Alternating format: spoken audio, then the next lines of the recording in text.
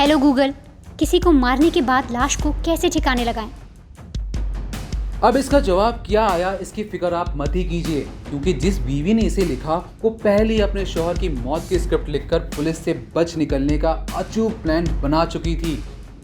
लेकिन कानून के हाथों ने अपनी पकड़ ऐसी मजबूत की कि क्या बीवी और क्या उसका शातिर आशिक सब कानून के शिकंजे में ऐसे जकड़ते चले गए कि पुलिस या फाइल से बाहर निकल एक केस सुर्खियां बनाने लगा। एक एक सीढ़ियां चढ़ने वाली ये वही तबस्सुम है जिसने अपने दूसरे इश्क की सीढ़ियां अपने ही पति के प्यार को रौंद कर चढ़ी। मध्य प्रदेश के हारदा जिले की खबर आजकल हर किसी की जुबान पर है। दरअसल तबस्सुम की शादी आमिर नाम के शख्स से हुई।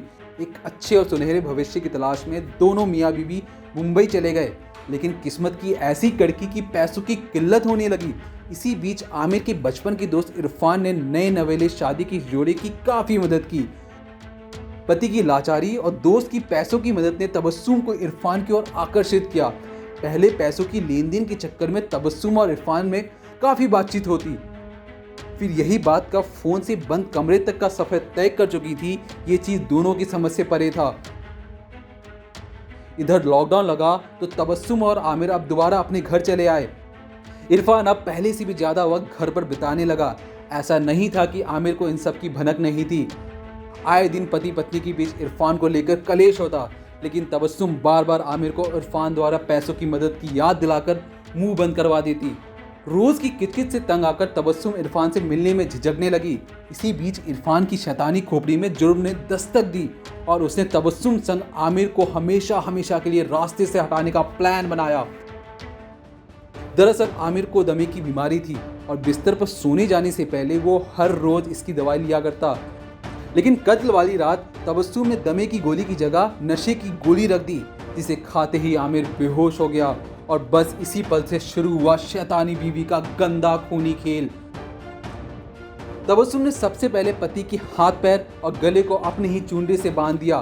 फिर तबस्सुम की इश्क की आग में जलने को तैयार इरफान ने हथौड़े से आमिर पर तब तक इतने वार किए जब तक आमिर की सांसों ने उसका साथ नहीं छोड़ दिया।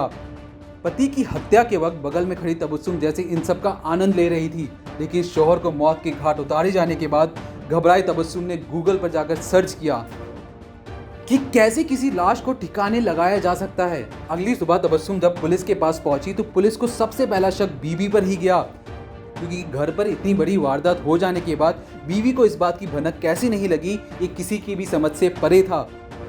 पुलिस ने तबस्सुम के कॉल डिटेल निकलवाए, तब जाकर कहीं इरफान और तबस्सुम की मोहब्बत वाली सच्चाई बेनकाब हो सकी।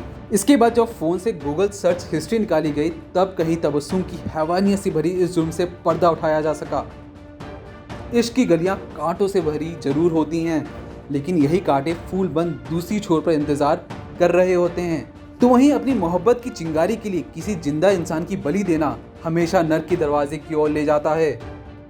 ब्यूरो रिपोर्ट, प्राइम तक। हमारे देश में कई ऐसे जरूरतमंद लोग हैं जिनकी मदद की गुहार आपके कानों तक नहीं पहुंच पाती। न जाने ऐसे कितने बेबस और मजबूर लोग हैं जो पैसों की वजह से मजबूर हैं। आपकी थोड़ी सी मदद इनकी जिंदगी बदल सकती है, तो क्यों ना मदद के लिए हाथ बढ़ाएं। डोनेट करने या बाकी जानकारी के लिए नीचे दिए गए डिस्क्रिप्शन पर क्लिक करें।